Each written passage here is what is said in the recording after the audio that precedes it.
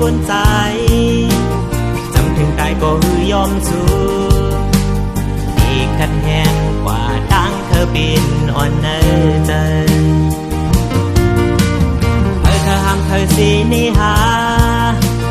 วาสนาเกิดเป็นมาเยาที่ยอมผิดอยู่บ่ห้องความและพี่ใน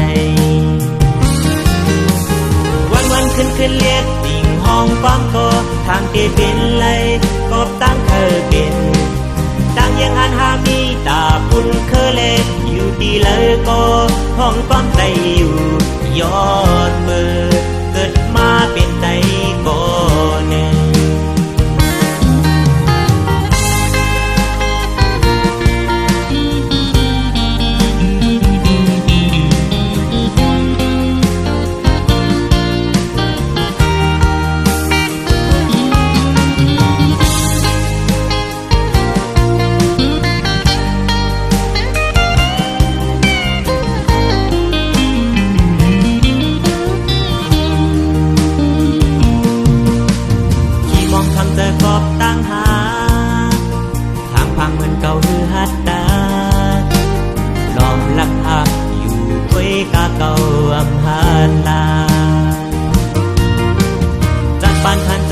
เงินคำเธอเด็กเธอไปเส้นต่างจาก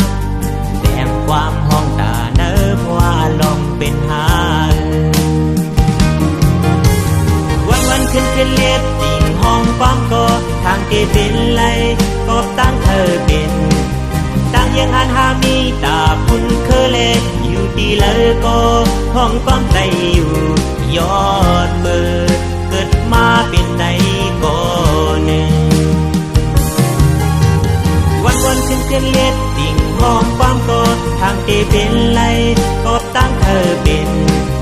ตั้งยังอันหามีตาพุ่นเคอเล็ดอยู่ดีเลยก็ห้องความใจอยู่